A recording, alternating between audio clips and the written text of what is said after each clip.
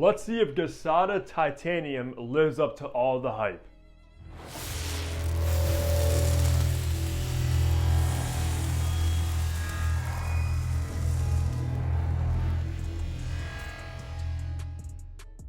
Hey, what's going on? Fragrance Hunter here, and welcome back to the channel where I upload weekly fragrance content, so you know the drill.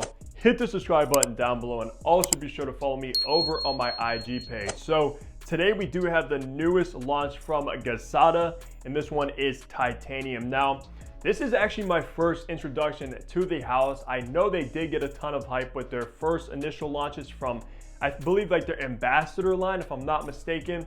And I do also think they do have a higher end line as well. But apparently Gisada is a niche house from Switzerland, and I'm very excited to be bringing this review for you guys because I know this is getting a ton of hype in the community, of course, from fellow reviewers, etc. I can't wait to give you guys my opinion in this review today. Now, I do also want to shout out Gisada for sending this over for review.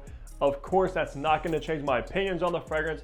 If I like it, I like it. If I don't, I don't. And I'm always going to keep it completely honest with you guys. Now, let's go over some information. So this was, of course, launched in 2024. I believe it just came out this month at the time of the recording. For the retail price on the two sizes that you can get this in, the first is a 50 ml for $109, or you can get the 100 ml like I have in hand for $139. Now, let's talk about that price for a moment there. For a niche house at that price is actually very, very reasonable. I don't think that's overcharging by any means. So I respect Gisada for keeping the prices fairly low. The concentration is an eau de parfum, so you are getting a pretty highly concentrated fragrance with this.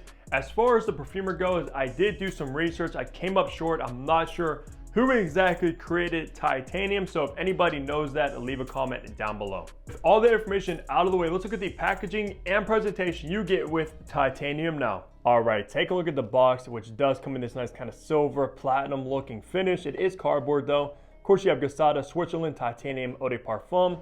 On top, you have the Gisada logo. On the back, you do have some ingredients as well. On the bottom, you do have your barcode and batch code to authenticate your product and see when it was produced. So let's look at the bottle now.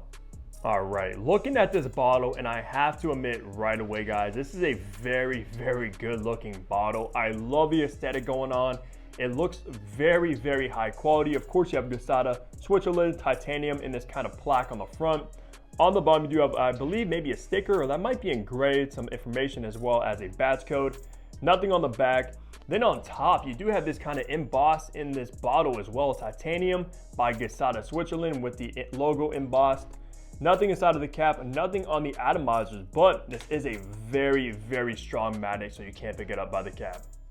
In the top, you have sage, cardamom, pink pepper, and artemisia. In the mid, you have lavender, cinnamon, cedarwood, sandalwood, and leather. And in the base, you have vanilla, iris, tonka bean, patchouli, and balsam fir. And this will be classified as a sweet spicy. So let's spray this and test out these atomizers. Honestly, not the best atomizer, as you just saw. It's not pressurized either, so a little bit disappointing, but of course, that's not the biggest deal. Now, let's go ahead and remind myself of the new Titanium.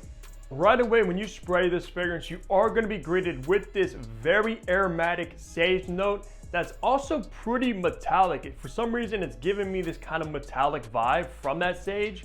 Sometimes sage can go in that direction, and it's kind of reminiscent of the Titanium looking bottle, of course. But alongside that aromatic sage, you are going to get this very spicy, sexy cardamom note. And to be honest with you, in the opening, it does kind of remind me of Azzaro, the Most Wanted, especially from that heavy dose of cardamom. So if you are a fan of the Most Wanted, you will without a doubt probably enjoy this fragrance as well. Now, I do have to let everybody know right away, if you are a niche head and you only like niche fragrances, very, very complex fragrances, you will not actually enjoy this one because it does kind of give off this kind of designer-ish, slightly generic scent profile immediately when you spray it. And that's unfortunate because a lot of people like this style of fragrance, of course.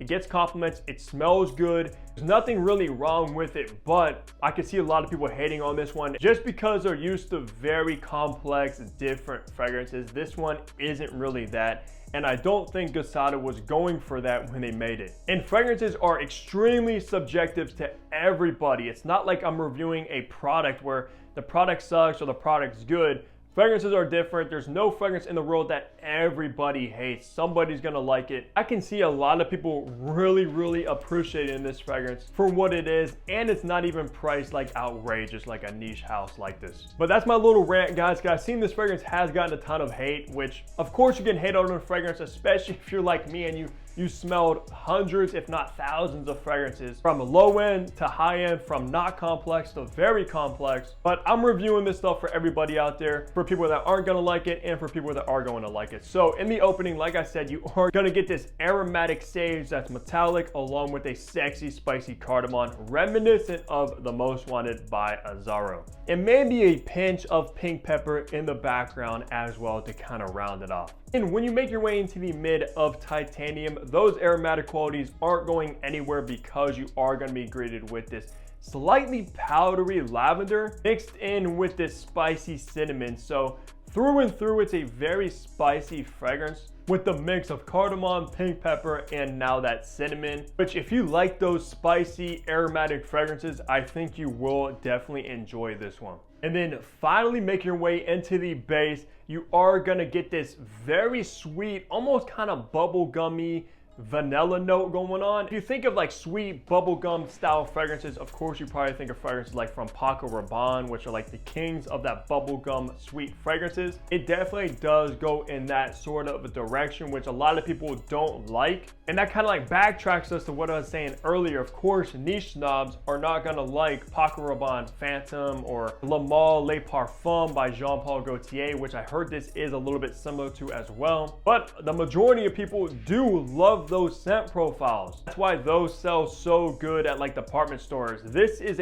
maybe a little bit of a higher quality kind of take on that bubblegum sweet genre of perfumery, which is not a bad thing at all. And for the same price as like Paco Rabanne Phantom or Zara The Most Wanted, you can get something that is a little bit more unique and higher quality than those. But the sweet vanilla isn't the only thing going on in the base. You are gonna get this very waxy, powdery iris note, which iris actually, I love the way iris comes across because it brings a high quality kind of luxurious touch to any composition iris is added to.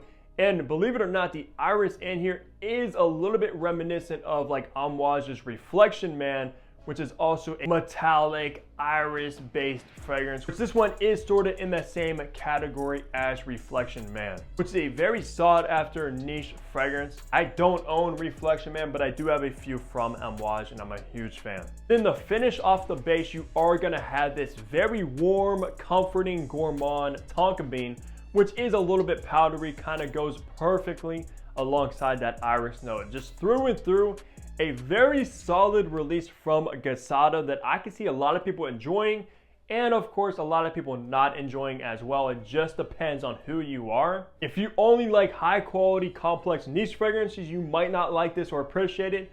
But if you like those kind of designer, compliment getters, bubblegum sweet fragrances, then you probably will love this. For me personally, I'm not blown away by it. I might reach for it here and there for a very specific kind of a situation, and we'll talk about that a little bit later. For the best seasons to wear titanium, I'm rocking this primarily in the fall, winter, and even the springtime, not the summer, because this could be very cloying in the summertime, but for the spring, especially because of the aromatic qualities, etc., and for the fall and winter, because this stuff does come across pretty thick and potent, where I can see this one performing very nicely in the cold weather. So for occasion to rock this fragrance, I'm wearing this one primarily in a casual setting. There's nothing really like classy or formal about this. Because of that bubblegum sweet undertones going on in here, I think it's perfect for a casual outing.